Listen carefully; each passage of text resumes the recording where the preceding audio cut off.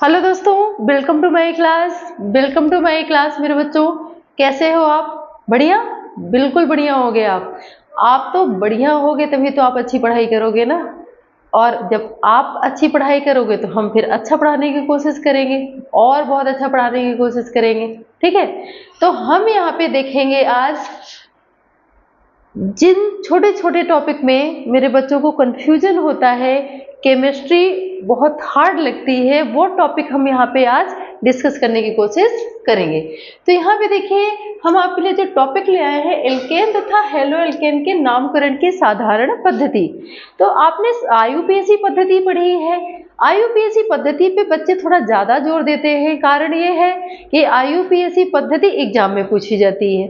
सब यही बोलते हैं कि आईयूपीएसी पद्धति एग्जाम में पूछी जाती है, पर बच्चों इसकी साधारण नाम पद्धति भी आती है कभी कभी एग्जाम में। और जब तक आप इसकी साधारण नाम पद्धति नहीं जानोगे तब तक आईयूपीएसी आपको समझने में दिक्कत होगी। ठीक है, तो सबसे पहले हम इसका साधारण नाम जानेंगे, इसके बाद हम इसका आईयूपीएसी नाम जानेंगे।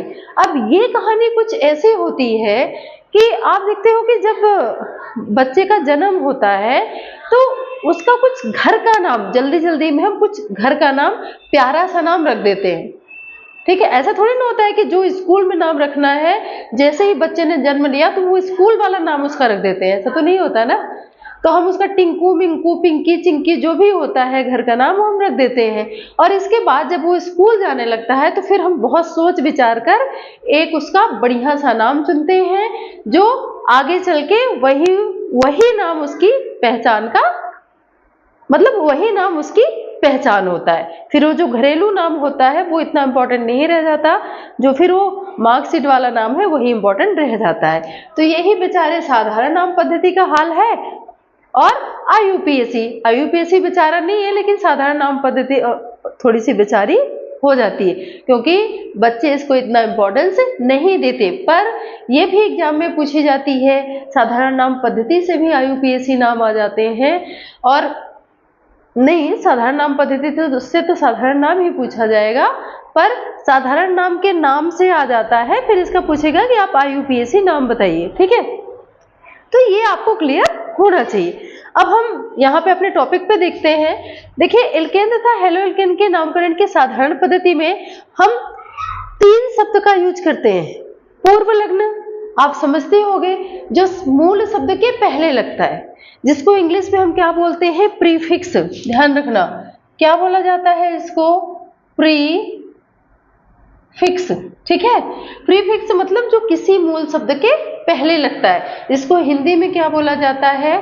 क्या बोला जाता है? उपसर्ग या पूर्व लग्न, पहले लगा हुआ। ठीक है, तो अगर किसी कार्बन श्रृंखला में, जैसे यहाँ पे देखो CH3 CH2 CH2 CH3, ये श्रृंखला कैसी है? बिल्कुल सीधी रेखा के रूप में, इसमें कहीं भी कोई शाखा नहीं है। तो इसको हम क्या बोले? N का मतलब क्या होता है? नॉर्मल। इस N का मतलब क्या होता है? नॉर्मल। ठीक है, तो अब ये वाली श्रृंखला किसकी श्रृंखला है? ये 1 2 3 4, तो 4 कार्बन किसमें होते हैं? ब्यूटेन में। तो हम यहाँ पे क्या लिखेंगे? N, फिर हम क्या लिखेंगे? ब्यूटेन। क्लियर है ना? अगर किसी श्रृंखला में कोई शाखा नहीं निकली है तब हम उसका जब नामकरण करते हैं उसके पहले पूर्व लग्न के रूप में क्या लगा देते हैं? N। N का मतलब क्या होता है? नॉर्मल। इसी तरह हम बात करें, ये तो आपको एल्केन हो गया, अब हम हेलो एल्केन की बात करें, वो भी अगर सीधी श्रृंखला के रूप में जुड़ा रहता है, CH2 CH2 CH2 Cl। ठीक है, तो यहाँ पे देखिए, ये आपका क्या जुड़ा हुआ है? Cl। ये आपका क्या हो गया? ये आपका हो गया एल्केन। तो अब यहाँ पे अगर एल्केन भी सीधी लाइन के रूप में जुड़ा है तब भी इसके नामकरण में हम यहाँ पे क्या लगाएंगे? N। फिर कितने कार्बन है? 1 2 3 4, तो क्या हो जाएगा? N butyl. ब्यूटिल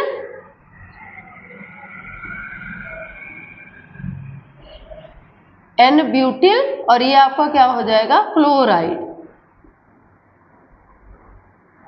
ठीक है, अब आप कंफ्यूज, यहाँ पे ब्यूटेन यहाँ पे ब्यूटिल, यहाँ पे ब्यूटेन इसलिए हुआ कि ये तो देखो ब्यूटेन का सीधा सीधा सूत्र ही हुआ ना, अगर हम इसको सबको जोड़ते हैं तो C4 और H10, लेकिन यहाँ पे एक हाइड्रोजन किसके द्वारा प्रतिस्थापित हुआ है, हाइड्रोजन के द्वारा, इसलिए ब्यूटेन में लास्ट में क्या जुड़ गया, इल, तो आपका क्या हो गया, एन ब्यूटिल क्लोराइड। ठीक है, तो ये हो गई आपकी कौन सी पद्धति, साधारण पद्धति का पहला पॉइंट, जब पूर्व लग्न क्या हो, एन।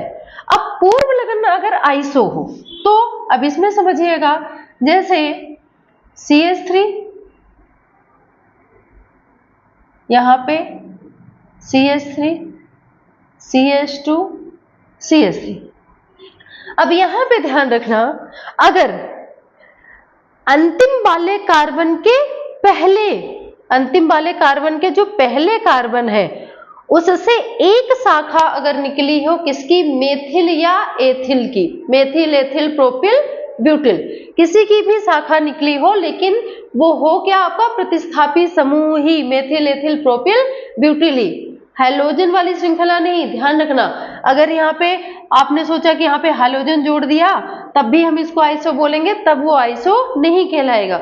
ये हम आपको और डिटेल में आगे बताएंगे। पहले इतना समझ लो कि अगर इस सीधी श्रृंखला से अंतिम कार्बन के पहले वाले कार्बन पर एक मेथिल की शाखा निकली हो या एक एथिल की शाखा निकली हो, तब हम इसे क्या बोलेंगे, आइसो। और आइसो के बाद जितने कार्बन है उसको काउंट करके उसका नाम लिख देना। तो कितने कार्बन है, 1 2 3 4 5, तो यहाँ पे क्या लिखा जाएगा, आइसो, और आपका क्या हो जाएगा, पेंटेन। समझ में आ रही है बात। अगर यहीं पे हम किसकी बात करें, हैलाइड अगर इनसे जुड़ा हो, CH3 CH, CH3 CH2 CH2 Cl, ठीक है, तो फिर से इसका नाम कैसे हो जाएगा, यहां पे क्या लिखोगे, आइसो। ठीक है, आइसो। अब पूरी श्रृंखला 1 2 3 4 5, 5 कार्बन है तो आइसो पेंटिल, आइसो पेंटिल, और फिर आपका क्या हो जाएगा, क्लोराइड। समझ में आ गई बात कैसे करना है। लेकिन एक चीज का विशेष ध्यान रखना, मान लो यहाँ पे CH3 की जगह क्या हो गया, Cl, ठीक है, तो तब भी आप इसको आइसो बोल दो, तब ये आइसो नहीं होगा, यहाँ पे एल्किल समूह ही होगा, आपका एल्किल या प्रतिस्थापी समूह CH3 C2H5, ये आपका प्रोपिल, तो ये अगर शाखा के रूप में है तो ही आपका आइसो लगेगा। दूसरा, सिर्फ यही इसी तरफ नहीं, अगर हम काउंटिंग यहां से करते हैं 1 2 3 4, तो अंतिम ये हुआ। अगर हम काउंटिंग इधर से करें 1 2 3 4, तो लास्ट वाले से पहले का कार्बन कौन हुआ, ये। अगर यहाँ पे कोई शाखा लगी है तो वो भी किस में आएगी, आइसो में। अब नियो क्या होगा, ध्यान रखना, नियो में क्या हो जाएगा, यही आपका CH3C, पहले एक शाखा निकली थी, इसी कार्बन पे कितनी शाखा निकल आए मेथिल की, 2, CH2 CH3। तब ऐसे कंडीशन में इस श्रृंखला को क्या बोलोगे, पूर्व लग्न के रूप में क्या लगाओगे, नियो। तो 1 2 3 4 5 और 6 कार्बन है, तो पूर्व लग्न क्या लगा, नियो, और क्या हो जाएगा, हेक्सेन। समझ में आई बात। अगर यहीं पे हेलो एल्केन तो CH3C CH3 CH3 CH2 CH2 और यहाँ पे क्या लगा हो, Cl, तब इसको क्या बोलोगे, पूर्व लग्न क्या लगा, नियो। ठीक है, अब एक श्रृंखला किसकी है, 1 2 3 4 5 और 6, हेक्सेन की, तो एक हाइड्रोजन को हटा के हैलोजन जुड़ा है यहाँ पे, तो क्या हो जाएगा, ये हेक्सिल, और यहाँ पे क्या हो जाएगा, क्लोराइड। समझ में आ गई ना बात। अगर सीधी श्रृंखला में इस तरह से एल्केन या हेलो एल्केन हो तो नॉर्मल, ब्यूटेन, पेंटेन, हेक्सेन। अगर किसी श्रृंखला के अंतिम के पहले वाले कार्बन मतलब सेकंड लास्ट कार्बन पर एक मेथिल ग्रुप हो तो हम उसमें पूर्व लग्न के रूप में क्या लगाएंगे, आइसो। ठीक है। और अगर किसी भी श्रृंखला के सेकंड लास्ट मतलब अंतिम वाले कार्बन के पहले वाले कार्बन पर ऊपर नीचे दोनों तरफ अगर श्रृंखलाएं हो एल्किल समूह की या प्रतिस्थापी समूह की, तो वो आपका क्या कहलाएगा बच्चों, वो आपका कहलाएगा neo. Neo ethane, neo methane, neo propane, butane, इस तरह से आपको इसका नामकरण करना है, कंफ्यूज नहीं होना है।